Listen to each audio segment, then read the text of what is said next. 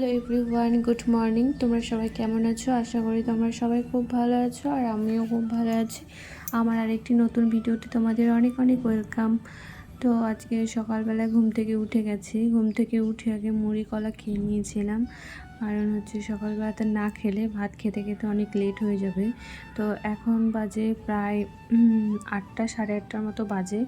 তো আজকে বর যাবে ডিউটিতে, সেই কারণে যে তাড়াতাড়ি ঘুম থেকে উঠে রান্নাটা করে নিচ্ছিলাম।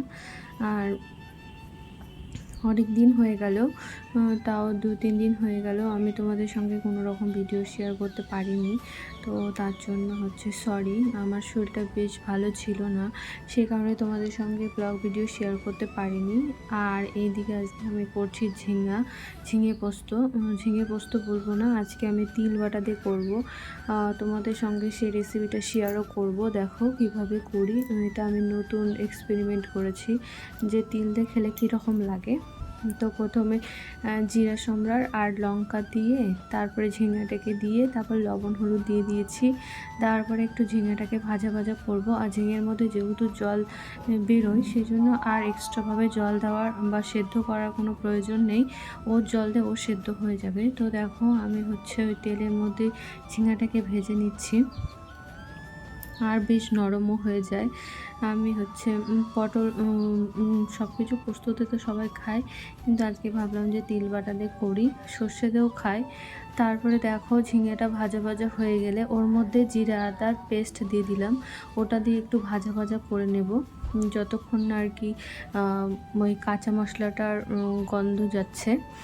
তো আজকে আমি সকাল সকালে রান্না করে নিচ্ছি। 2-3 দিন হয়ে গেল যে আজকে আমি 2-3 দিন হলো যে আমি সকাল সকালই রান্না করে নিচ্ছি আমার বর থাকা অবস্থায়, কারণ ও চলে গেলে আমি রান্না করতে পারি না, কারণ আমার শরীরটা খুবই খারাপ। 8 মাস যেহেতু চলছে, সেজন্য শরীরটা অত ভালো যাচ্ছে না। তারপরে দেখো মশলাটা ভাজা ভাজা হয়ে গেলে তারপরে আমি এই যে তিল বাটাটা দিয়ে দিলাম। তেল বাটাটা দিয়ে কিছুক্ষণ একটু নাড়াচাড়া করে যখন তেল বেরিয়ে আসবে, তখন আমি এই যে তিল বাটা যে জলটা ওটা দিয়ে দেব। তো তোমাদের তো বললাম যে এই যে আমি রান্না করি আর আমার বর আমার পাশে দাঁড়িয়ে থাকে। কখনো কখনো ও নাড়ে, কখনো কখনো আমি রান্না করতে করতে ঘরে গিয়ে একটু রেস্ট নিই, আবার ও এসে আবার একটু ঘাটাঘাটি করে দিয়ে যায়। এই করতে করতে আমরা দুজন মিলে রান্নাটা করে নিই, সেই জন্য সকাল সকালটা আমরা রান্নাটা করে নিই। আর আর ও চলে গেলে আমার একটু অসুবিধা। তারপর যাবতীয় যা কাজ থাকে ও সব কিছু করে দেয় আমাকে, যেমন ঘর মোছা, ঘর ঝাড় দেওয়া, সব কিছু করে স্নান করে পুজো টুজো করে খেয়ে দিয়ে তারপরে যায়। তারপর পরে আর আমার কোনো কাজ থাকে না, আমাকে বলে যে তুমি এখন রেস্ট করো। তো এই যে দেখতে পেলে তিল বাটার জলটা আমি দিয়ে দিলাম। এর মধ্যে আর কিছুই অ্যাড করব না, চিনিও দেব না। চিনি দিলে একটু বেশ ভালো লাগে, কিন্তু ঝিঙাটা এমনিতেই হচ্ছে মিষ্টি মিষ্টি, সেই জন্য আর আমি আর চিনি অ্যাড করলাম না। আজকে আমার মনে হলো চিনিটা অ্যাড করিনি। তো আমার ঝিঙে ঝিঙেটা হয়ে গেল। তারপর গেছিলো নিচে জল আনতে, তো জল নিয়ে চলে এসেছে। ও আসার পরে যে ডিম আলুটা সেদ্ধ করতে দেওয়া হয়েছিল, ওই ডিম আর আলুটাকে ছুলে দিচ্ছিল। তো আমিও মাঝে হেল্প করেছি, তাড়াতাড়ি তাহলে হবে, কারণ আমি ঝিঙেটা রান্না করে বসে আছি। আর এই দিকে আমি হচ্ছে এই যে ডিমের ঝোল করব, সেটার আমি মশলাটা করে নিচ্ছিলাম। আর কি বলো তো, আর এইদিকে ডিমটাও ছোলা হয়ে গেছে, আর এদিকে ডিমটাও ভেজে নেব। আর কি বলো তো, মিক্সচার নিয়েছি, কিন্তু না মিক্সচারে কম মশলা হয় না, সেজন্য আমাকে এই শিলনোড়াতেই আর কি বেটে নিতে হয়। যেহেতু দুইজনের রান্না, বেশি তো মশলা লাগে না, সেই জন্য আমাকে এই শিলনোড়াতেই বেটে নিতে হয়। তো আমার অতটা অসুবিধা হয় না, কিন্তু যেদিন শরীর খারাপ হয় সেদিন খুব রাগ হয়, মনে হয় যে মিক্সচারটা কেন নিয়েছি, হয় না এটুকু মশলায়। দেখি ছোট যে মিনি যে মিক্সচারগুলো হয় ওগুলো নিতে হবে। খুবই অসুবিধা আমার এখন, কারণ কয়দিন পর বেবি হবে, আরও আমি পারবো না ওইভাবে রান্না করতে। তো এদিকে ডিমগুলোকেও ভেজে নিচ্ছি লাল লাল করে। আর আজকে সকালবেলাতে বর একটা জায়গায় যাবে, অনুষ্ঠান আছে, ওখানে যাবে। তো সকালবেলাতেই ফোন করে বলল যে যেতে হবে, কালকে ডিউটি ছিল, ডিউটি থেকে এসে ডিপার্চার হয়ে গেছে। তারপরে আবার সকালবেলাতে ফোন করে বলল যে এখানে যেতে হবে। তো ও আমাকে বলল যে তাহলে তাড়াতাড়ি করে রান্নাটা করে নিই। তো ও ভাতটা করে নিয়েছিল আগে, তারপরে আমি তরকারিগুলো করে নিচ্ছি। আমি এটুকু কাজ করতে না হাঁপিয়ে যাই। ও আমাকে প্রচুর হেল্প করে, ও না থাকলে হয়তো বা কী বলবো, ওকে তো করতে হবে তাই না, কেউ তো নেই, আমরা দুইজন, আমি না পারলে ওকে তো করতে হবে। তো দেখো ডিমের ঝোলটা আমি করে নিচ্ছি এখন, যে পেঁয়াজ লঙ্কা সব কিছু দিয়ে একটু ভাজা ভাজা করে, যেহেতু আলু সেদ্ধ করে তো তাড়াতাড়ি হয়ে যাবে তরকারিটা। এটাকে লাল লাল করে ভেজে তারপরে আলুগুলোকে দিয়ে দেব। আমার বর বলছিল যে আজকে তরকারিটা মাংসর মতো লাগছিল। তারপরে দেখো আলুটা ভাজা ভাজা হয়ে গেলে ওর মধ্যে আমি অ্যাড করলাম ওই যে যে যে মশলাটা আমি করলাম, সেই মশলাটা অ্যাড করে দিলাম। করার পর এটাকে একটু ভাজা ভাজা করে নেব, করে নেওয়ার পরে জল দিয়ে দেবো। তো এদিকে তরকারিটা হতে থাক, তো আমি কিছু কথা তোমাদের সঙ্গে শেয়ার করি। তো সত্যি আমাদের কাছে টাকা পয়সা বেশি না থাকলেও না, মানে আমরা খুব হ্যাপি আছি। ওর মধ্যে একটা মানুষকে পেয়ে আমি খুব হ্যাপি।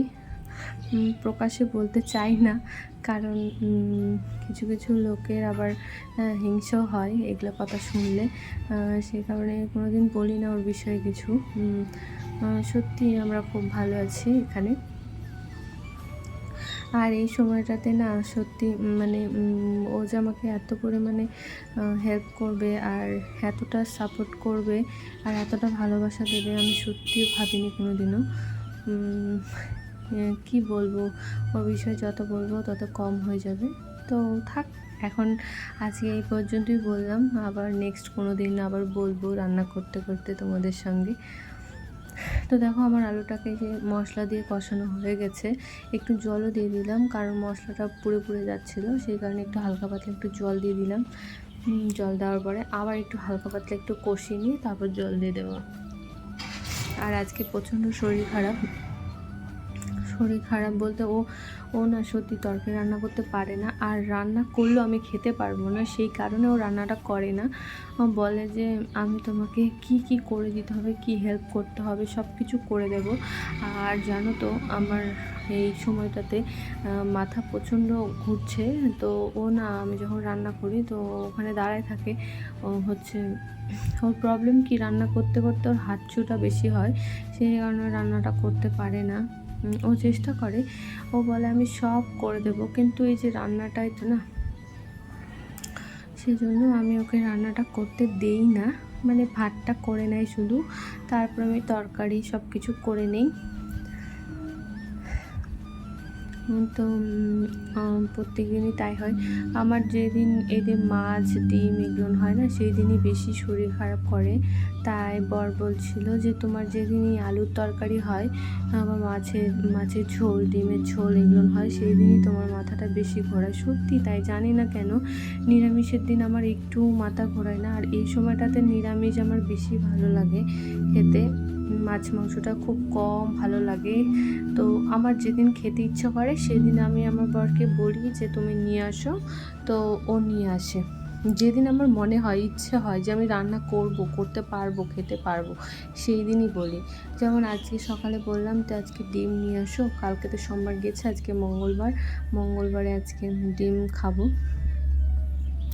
তো সেই জন্য সকালবেলাতে গিয়ে ডিম নিয়ে এসেছে। আর এখানকার দোকানগুলো কি বলো তো, সকালে খুলতে চায় না, খুব সকালে খোলে না, 9টা না বাজলে এখানকার দোকান খোলে না। তো 9:30টার সময় চলে যাবে, তো কিভাবে ডিমটা তো লাগবে, আর তার মধ্যে ঘরে ডিম আনা নেই, কারণ প্রচণ্ড গরমের জন্য কি হচ্ছে ডিম নষ্ট হয়ে যাচ্ছে, আর আমি ডিম এখন খাচ্ছিও না। একটা দাদা বলেছে নাকি ডিম খেলে পরে ডিম বেশি খেলে নাকি বাচ্চার জন্ডিস ধরা পড়ে, সেই জন্য আমি ডিমটা একটু কমই খাচ্ছি। যখন খাওয়ার ইচ্ছা হয় তখন নিয়ে এসে খাই দোকান থেকে। তো এই পাশে একটা দোকান ছিল, ওটা খোলা ছিল, তো ওখান থেকে ডিমটা নিয়ে আসলো। আর এই যে এইদিকে দেখতে পাচ্ছ তরকারিটার মধ্যে আমি জল দিয়েও দিয়েছি, আর তরকারিটা ফুটও আসছে, ওটার মধ্যে একটু সামান্য একটু হলুদ দিলাম। এটা আমি দেখেছি আমার শাশুড়ি মাকে দিতে।